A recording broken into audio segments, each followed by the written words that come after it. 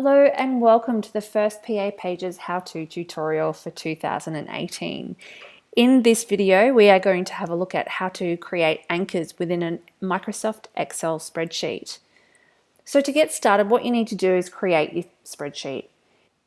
In this case here, I've got the PA Pages editorial calendar set up. So along the top here, I've also created the buttons that I want to click on to be able to take me to the section of that calendar. So you'll see if I click on February, it takes me to February.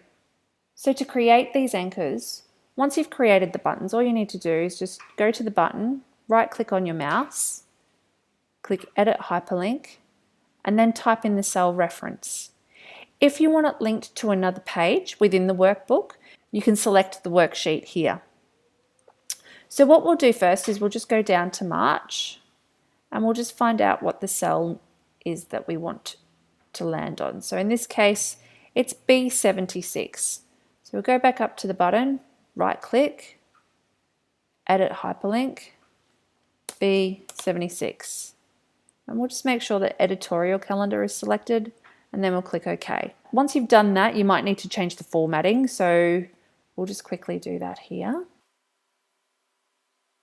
And now we'll just click off it and just test that out. So there it is there, it takes us to March. And that's it, that's how you create an anchor within Microsoft Excel. If you have any questions or if there's something that you'd love to see this year, please feel free to post a comment in the comment section below. In the meantime, don't forget to subscribe so that you're notified the second we upload a new video this year. We'll see you next time. Bye for now.